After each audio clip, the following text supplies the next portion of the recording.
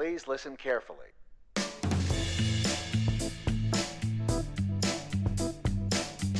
Hello world, and welcome to the Optimist Daily Update. I'm Kristy Jansen. And I'm Aqeela Buckley. We're part of the team behind the Optimist Daily, making solutions the news. We bring you reader-funded solutions news every day in order to change the tenor of news media and the direction of your day to one focus on solutions. And today, we're doing a very special edition of the Optimist Daily Update, featuring a longer form interview that I did with a friend of mine, Aqeela Sherrills, who is a community activist, peace advocate, mediator, and spirit-centered activist and campaigner against gang violence and racial injustice all over this country. Aqeela grew up amongst gangs in Watts, California, and also has done really interesting, amazing things. Most recently, he's been working in Newark, but he's been a part of many inspiring projects, including the Forgiveness Project, Justice Beginnings Collaborative, the Reverence Project, Californians for Safety and Justice, Crime Survivors for Safety and Justice, and the Social Transformation Project, among other amazing things. We are very excited to share this interview with you today. I'm excited to hear it. Let's give it a listen. Hi, Aqeela. Wonderful to see you. I love you. I'm so happy to be back in touch. Yes. So wonderful to see you, Kristy. Just love you. So appreciate, our relationship over the years and how it's just deepened and grown, and happy to be having this conversation with you this morning. First of all, will you do like a 2-minute who you are, where you came from, and why you think I might be talking to you today? Okay, my name is Aqeela Sherrills. I am a spirit-centered activist, organizer, advocate. I grew up in Watts, California, in the Jordan housing projects there. Me and my brother and a group of friends in 1992 was instrumental in organizing a peace treaty between the Crips and Bloods that changed the quality of life in our community and dominoed, to multiple cities across the country, resulting in a decrease in violence and juvenile violence nationally. I co-founded an organization with Hall of Fame football great Jim Brown called America, which essentially exported our work to some 15 cities across the country. And this was before the advent of social media. And then I lived on the road for many years doing that work. I am a serial entrepreneur as well in terms of doing like business development. I look at business and kind of organizations very similar. So I do a lot of like kind of OD and strategic planning and fund development and systems design and re-engineering. I know you were really involved in trying to get Watts into a new era through business development in the community. I thought that was such an innovative, productive use of capital. In addition to that, I end up about 6 years ago now, I opened up a restaurant, a healthy fast food chain with Chef Roy Choi, who's a celebrity chef, called Local. And it was a great conceptual idea. We had 10,000 customers on our first day. We employed 40 people, paid them, all livable wages. And then 3 years into the business, we ran out of money because of some bad decisions that were made by one of our partners. But there's now a Local 2.0 shoebox that is operating out of the business, providing food to local schools. We have Three Worlds Cafe in Watts. We have the Ambassador Store. Both of those businesses actually kind of grew out of the local development. And then I've been advising and consulting with Prime Store, which is one of the largest commercial developers in Southern Cal, on their rebuilding of Jordan. So, Jordan housing projects is being torn down. It's the first development in Watts since 1947 that's being raised. And so they're expanding it from 700 low-income housing units to 1,400 units, 700 low-income, another 700 mixed rate, 200 to 300 market rate. And then Prime Store has built a 160,000 square foot retail space. So it's up and running now, actually. That's amazing. So it's a mixed use development that brings residential and retail together. Yeah, I was consulting with local businesses to kind of prep them and prepare them to go into the new development. It's extremely challenging work. It's not my core competency. I love getting all the broader background, but I know you've been really, really active lately in restorative justice. And I don't know if you feel like sharing a little bit of how you got into that particular model. Your personal story is really an interesting one, painful, but also inspirational. So, as I said, I grew up in the Jordan housing projects in Watts, and I participated in what many social justice activists call the longest running war in the history of this country, which is urban street gang wars. In LA County alone, city and county, between 1983 and 2003, there were over 30,000 gang-related deaths. And it didn't include those who have been permanently maimed or incarcerated for the rest of their life behind their participation. Now, the thing is that most of those conflicts that happened had nothing to do with gangs. But, we live in a system that utilizes labels as a way of scapegoating people and making them responsible, blaming the victim, literally, because gangs aren't inherently negative. Less than 3 to 5% of so-called gang members are actually committing violent crime and murder. So the label in itself, gang, was meant to dehumanize the person behind it and to desensitize the public to the plight that people were crying out for help in their own way, and they didn't speak the common language of the system. For example, the first 3 stories on most news channels is some violent story, to keep people connected. Right. And so the news can say, on Central and 103rd, 3 14-year-old boys were shot and killed, and people will be like, oh my God, those babies. But that same news story can say on 103rd and Central, 3 gang members were shot and killed, and people will be like, yeah, they deserve it. They need to go to jail. They're discouraged to society. It'd be those same 14-year-old kids. You know what I'm saying? But that label in itself can actually shift people's perception because people have an inbred idea about what gangs are, which is just absolutely just untrue. And so my work for almost 30 years now has been about, one, shifting those type of perceptions, but also building what we call community-based public safety initiatives, right? When we organized the peace treaty in Watts, in the first 2 years, gang homicides dropped 44%. And we realized that we're the solutions to our own problems. It's impacted people who engage the public safety process that has the greatest ability to be able to reduce violence and crime. And so as a result of our work, as a direct result of our work, the city adopted our strategy. They created this program called, it was a high-risk intervention program. But today it's called GRID. It's called the Gang Reduction Youth Development Program. And GRID has now recorded 10 consecutive years on how community-based intervention has been responsible for saving the city $100 million and preventing some like 58 murders, right, in the city. So investing in the pro-social aspects of community building, it's a much better investment than adding more cops or adding more incarceration. The punitive justice system is actually far more expensive and destructive than a community-based restorative type of system where you're actually investing in the people. Because these are people. And the reason that these conflicts are erupting isn't about being bad guys or good guys or incorrigibles. These are human beings who are dealing with real socioeconomic issues, dealing with family breakdown. I know there's a lot. You and I have worked together in the psychological aspects of that and the emotional healing that has to happen and the emotional growth that has to happen for people to get to a healthier human place. Absolutely. It's the sexual, physical, and psychological abuse that people suffer. Right. So the thing is that this trauma has been allowed to fester, without any type of real investment in people's healing journey, right? Yeah. And so a few years ago, about 7, 8 years ago, I was instrumental in helping to launch this organization called Californians for Safety and Justice, Crime Survivors for Safety and Justice. And these are self-identified victims who don't necessarily consider themselves victims. There's always been a strong victims' rights movement in the country, and especially in the state of California. However, the victims' rights movement is comprised of upper middle class white women who are primarily victims of domestic violence and sexual assault. And unfortunately, their voices have been co-opted by the law enforcement lobby, which is one of the most powerful lobbies in the country.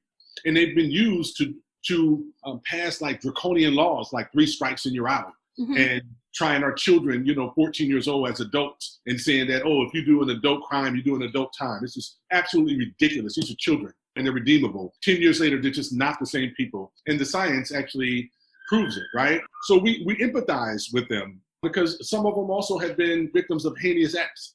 But even though Black folks are only 8% of the population in the state of California, we lead in every single category of victims of crime. But in our community, we don't see ourselves as victims. Right? Because victim has a negative connotation in our community. It means that you're weak. And so we flip that term on its head and we call ourselves survivors, because survivors speaks to a person who has had an experience, who conceivably doesn't want it to happen with anybody else, and they're engaged in their respective healing journey. You're connecting with your resilience as opposed to the weakness, but rather the strength that comes out of that experience. And the character that emerges when you overcome obstacles. Yes, that's right. We built a movement in the state that was instrumental in changing 2 laws, and we did them as referendum, but we passed 2 of the most progressive pieces of criminal justice reform legislation in the history of the country. Prop 47, which took 6 low-level felonies and turned them into misdemeanors. 55 people who shouldn't have been in jail in the first place were released from jail immediately. because these individuals had substance abuse issues, and we were addressing those substance abuse issues with a criminal justice solution, which is just ridiculous, right? And it's so much more expensive than putting those people into real treatment. They can get the help they need, but instead incarcerating them. And then, in the state of California, if you have a felony conviction, there are over 4,800 restrictions that prevent you from accessing resources and services. And something like 73% of them are lifetime. And so to date, we've had over 300,000 people who have had their records expunged.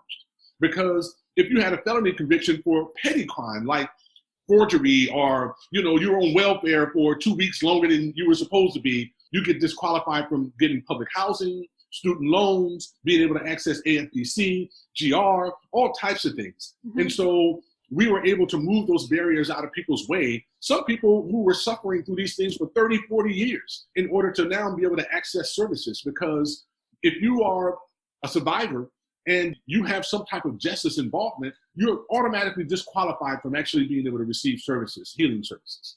I really want to hear, why did you go to Newark, which I know you're doing the same work now in New Jersey, and that's tremendous. And then I want to hear what you think about the moment right now, because the last time that this kind of unrest was really happening around the country, 2014, after Michael Brown and yes, Tamar Rice, and that moment there, that summer in 2014, when this Black Lives Matter movement really started. But yeah, I know that the Watts riots were instrumental in you becoming the peace warrior that you've become.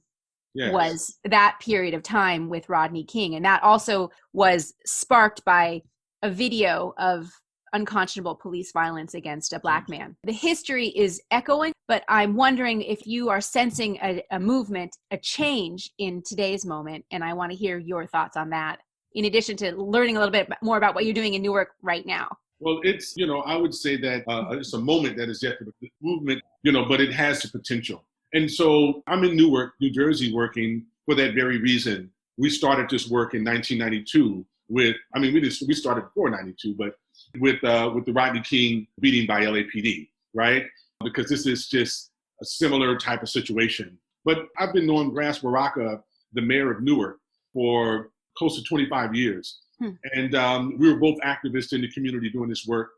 In 2004, he invited me to Newark to help them to organize a peace treaty between two warring gangs in the city. Newark actually happens to be the home to Grape Street, which is one of the biggest Crip organizations in the city and in the state. And Grape Street is my neighborhood. That's where I grew up at. That's where I'm from, in Jordan Downs. And so the mayor and his genius was like, hey, I need you to bring the brothers from LA to Newark so that they can see the peace treaty that you guys created there and how you guys sustain the movement. And so we brought guys here. We in turn then brought some of the brothers from Newark to LA, and we stayed in contact over all of those years. In 2014, when Baraka was elected mayor, he invited me to come to the city and to build out his community-based public safety initiative. And some people call it gang intervention, some people call it interrupters, but it's beyond that. We call it community-based public safety because it's a complementary strategy to law enforcement. So the organization that was birthed is called the Newark Community Street Team. We're the City of Newark's community-based public safety initiative. We have a three-pronged strategy that we implement in order to address violence. We work through the public health lens that violence is a public health issue. Mm-hmm. And we understand that there's two parts of the city, the South Ward and the West Ward, that experience a tremendous amount of violence. And our take on it is that the reason why is because these communities have been literally neglected since the 1967 rebellion, because Watts kicked it off in 65. In 67, Newark was the second place that the rebellion happened. There has been no investment in these neighborhoods since 67. No investment in people, no investment in infrastructure. There's houses that are still burnt out from 67. And so we, understand trauma, and we understand trauma-informed approaches. So we built this three-pronged strategy. One leg of it is about high-risk intervention. So we employ credible messengers from the neighborhood. These are ex-gang members, ex-convicts, ex-drug dealers, folks who know everybody and their mom in the neighborhood, right? And we train them as public safety professionals to intervene in individual and group conflicts. We also meet on a consistent basis with law enforcement.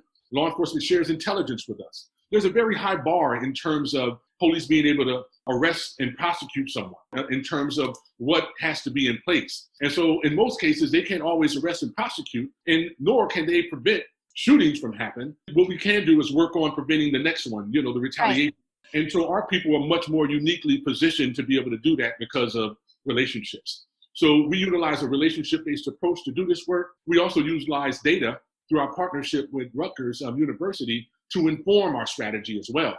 Because one of the things that we discovered in 2016 was that 62% of the homicides that happened in the city started as domestic disputes. So our belief is that if we could stand in the gap, if our folks are trained in conflict resolution and mediation and trauma-informed practices and approaches, and then also have wraparound services and legal services and support services, then we can prevent some of these things from happening. And also we can connect people to services so that they can be engaged in their respective healing journey. Our second prong, which is kind of like our forward-facing piece, is our Safe Passage program. Through our research, we discovered that most of the violence that happens in the community happens in and around schools.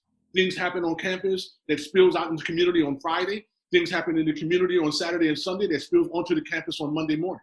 Okay. So we make sure that our kids go to school safely and come home. So every morning at all of the key exit and entries at 12 schools in the South Ward, we have a team that's out there from 7:30 to 9 and then from 2:30 to 4 in the afternoon, making sure that our kids go and come to school safely. So, and these are trained adults who are respected in the community, who can actually prevent petty disagreements from erupting into serious violence. Serious disagreements as well. Okay. Because of the trauma that exists, all situations can escalate to life-threatening situations, like from 0 to 100 immediately. Right. And so has that dropped those events from happening? Absolutely. So we launched the work in 2014, right? Mm-hmm. In 2016, we had double-digit reductions in homicides in the city. Tremendous. Newark off the most violent city list after being there for 50 consecutive years. Okay? Amazing. Every year since 2016, we've had reductions in homicides and violence and overall violence in the city. Mm-hmm. In 2019, we had a 30-year low. And in the South Ward, where our work is targeted, we had a negative 48% reductions in homicides. We cut the murder rate in half in 5 years. And this is because of our strategic relationship with law enforcement, with, community-based organization, with faith-based community, with our health department. And so we coordinate and we host a policy conversation, in which we hold our electeds accountable, called the Public Safety Roundtable twice a month. So that's a part of our overall strategy, right? Because we have to engage more people in the public safety process. For far too long, you say public safety and people say police, right? But we understand that police are only one aspect of the public safety process, and that public safety is not crime stats. It's not the absence of violence and crime only. It's the presence of well-being and the infrastructure to support victims and survivors in their respective healing journeys. I love that. It's the presence of well-being. Public safety is not the absence of violence. It's the presence of well-being. That's deep. That's a deep, deep statement. Absolutely. Safety is critical in terms of this work. So our third prong is our victim services work. We have a full-time victims advocate in which we connect people with therapists, with alternative healing technologies. We help folks complete their victims of crime application. In every state, there is a victim compensation organization, and it's usually flush with money. However, because of structural violence and institutional racism, Black folks in the city of Newark were getting disqualified 90% of the time when they would apply for victim comp. On what reason? On what grounds are they disqualified? Contributing behavior. That's what the clause is called, right? So if you're Raheem and you're hustling in the street, right? And say you get shot, they'll say that, hey, he was hustling. It contributed to him being murdered. That's a contributing factor that disqualifies him. And so they punish the family from receiving resources to bury his mother and his sisters can't get any help, even just to deal with their own grief. That's right. They can't even get the supportive services that would normally be available to someone like me, who is a upstanding member of the community. I'm a middle-aged white woman, right? I'm the they're like pure victims, but we to smash that whole false narrative that they're pure victims, because in our community, it's not uncommon for a Black mother to have one child buried in prison and one in the graveyard, So this idea that there are pure victims out here is just absolutely ridiculous. The number one preemptive cause for murder in most urban communities is self-defense, because we have a criminal justice system that is unresponsive to our needs. When we go to the police department and say, hey, Pookie man is messing with me, man, y'all need to come and do something about this. They'd be like, where your gun at? Know? And then the other contributing piece is that when the detective shows up to the hospital and Raheem is shot laying in the bed and he's going to survive, when they fill out the police report that has to then go to the prosecutor's office to qualify them for victim comp, they put suspect victim. which automatically disqualifies them from receiving victims' compensation. And so these folks are not getting any services, rightfully so. They hate the police, not only because they brutalize them and there's excessive force issues and there's a history of abuse, but also they disconnect them from being able to receive services to support them in their respective healing journey. But we've been able to really turn that on its head in the city of Newark, and it's because of the leadership here. Mm-hmm. The mayor is the most progressive mayor in the country. I mean, this cat is brilliant. He understands the work. This is his community. He's not a regular type of politician. Mm-hmm. We're fortunate that our public safety director, Anthony Ambrose, as well as Chief Darnell Henry, they both grew up in this city. They're mm-hmm. from the city. And even though one is white and one is black, they all believe in the same thing. And so seeing NCST, the Newark Community Street Team, as a complementary strategy to law enforcement, because we're going to have more intelligence than they're ever going to have.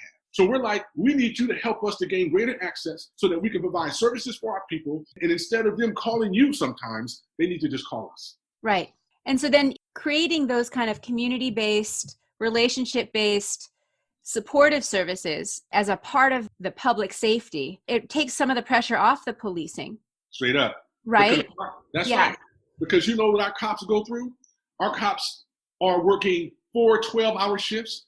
They are totally stressed out. They experience the level of vicarious trauma and hypervigilance that they come to work with. The culture of the police department is, if they even talk about, having an emotional or psychological break, they get degunned and deaths. The cultural problems of the trauma is happening on both sides of this That's equation. Right. Yeah. So how do we support our first responders, who are the police in this situation, and destigmatize the fact that they are all dealing with PTSD? That's right. How do you give them the emotional and psychological support they need? Two ways we support them. One, we invest in community-based public safety initiatives as a complement to law enforcement so that they don't have to respond to everything. They don't have to respond to every loitering situation, every domestic issue. They're not built that way. We want cops to be able to respond to high-risk situations and stuff that require them to show up with that hammer on their hip. You know what I'm saying? The second way that we can support them, because police works for us. That's right. Police work for us. And so one of the things that the public can do in terms of supporting our officers is that we got to make the department provide therapeutic services for our cops, be it counseling, be it therapy, be it healing technologies, and we have to make it public. We got to take this whole piece around psychosocial evals that our cops do from behind the screen, and we have to bring it out and make it public. Because honestly, sometimes the unions are part of the problem. There's sometimes, of course, they protect officers' jobs. They do collective bargaining agreements and everything, which sometimes is great, but in terms of supporting them in their respective healing journey, these cops are involved with police-involved shootings, and then the next day they're back on the force, out in the street. And that trauma hasn't been addressed. And then they tell you, we set you this thing up where you can go and have cop-to-cop talk. I'm like, get out of here. No, these people need therapy, because who are the biggest victims of law enforcement when they don't get the therapy? It's their family and their children. Right. You know what I'm saying? And it's like anybody who has a cop in their family know this, because the number one cause of death for police officers is suicide. It's suicide, number one. And so we got to make sure that our cops are getting the proper therapy and counseling and healing, methodologies that they need in order to be able to serve the public properly. It has to be done in a way that doesn't continue to stigmatize them. That's right. We did a story for Solutions News a few months ago about first responders and destigmatizing that kind of trauma support therapy for firefighters and for nurses. And when you're dealing with life and death situations, whether it's something that's not as tinged, like saving somebody from a fire, or you're watching a house burn down, or you're hearing the screams of somebody you are not able to get to, that is a traumatizing event. And that is not something you can just walk away from, get up the next morning and feel like a normal person, right? Right. This is what's happening with the nurses now, with the victims of COVID, who are watching unprecedented numbers of people gasping for air. It's the breath thing, right? It's like we're suffocating ourselves in trauma. And the people who are responding to this trauma need help just as much as the victims or the survivors of the violence in these communities. Well, I've always been a big advocate and supporter of Dr. Lisa's work with Women's Association. I'm fortunate that I get an opportunity to consult with multiple cities across the country in terms of community-based violence and looking at the intersection between law enforcement and communities healing. I connected, Glendon with my good friend, Dr. Bronstein in South Dakota, for the work that we were doing in Rapid City, with Native communities and law enforcement and that whole kind of thing, because there's high levels of suicide that happens in Native communities. And I think that there's just not enough infrastructure in those cities to be able to support folks in their healing journey. Right. And it's the social infrastructure that's lacking. That's right. As much as the physical infrastructure. It's the social network infrastructure. Physical, I would say, and both. Both. So we have 2 minutes before you have to get off. But I would love to get just what you think with what happened in Minneapolis. Minneapolis is actually one of the cities that I have been working in for 3 years before this situation happened. Trying our best to advise leadership in the city. And, they have great leadership. Chief Randall is an ally, Deputy Chief Knight, my man Glenn Burke, who runs the Navigators program in the city that's connected through MPD. The thing is that the system is just so convoluted, right? And so then what happens is that our brother George Floyd is murdered, you know what I'm saying, by cops who are insensitive and who are ill-trained. And so we're at an inflection point in terms of policing in this country. We're never going to go back to the way things were. And so my belief is that, what's the solution? The thing that people are protesting every day out in the street for, the solution is community-based public safety. Some of these cops, they don't even live in the city. They live in other states, and all of this stuff is about to come out. They're parachuting in, working 3 12-hour shifts. They come in, totally desensitized and discombobulated, and then they go out to their other 2-3 jobs that they're working in order to make ends meet. We have to invest in community-based public safety initiatives so that instead of the liquor store owners having to call the police when something goes awry, they can reach out and call one of their neighbors who is trained in public safety policy, in conflict resolution and mediation and restorative justice and trauma-informed practices to be able to peacefully mediate these conflicts to a successful outcome. Because our cops are not always the best messengers and the most credible messengers in terms of responding to these types of things. Especially when the cops aren't the neighbors, right? You need to have a neighbor kind of mentality, a community mentality. That's right. And, so our officers, man, my heart goes out to those folks, right? And at the same time, we don't need to be spending, $300 million a year on a police department and then closing down youth clubs and programs and social services and libraries. It's absolutely insane that we've created this police culture that has nothing to do with safety. It's about policing. And policing and safety are 2 totally different things. Thank you for listening to the Optimist Daily Update. We promise to continue to share positive, solution-based stories with ideas on how you can participate in this changing world and ensure it is changed for the good. We promise to cover the current events with accuracy, legitimate sources, and offer you the information needed most to chart new paths for all of us. Please consider becoming an emissary on theoptimistdaily.com, and for just $5 a month, support reader-funded independent journalism. Be part of the solution-changing consciousness and addressing our world's biggest challenges with a problem-solving mindset. Please join us again on Monday for our next Optimist Daily Update. Thanks everyone for listening, and we'll see you next week.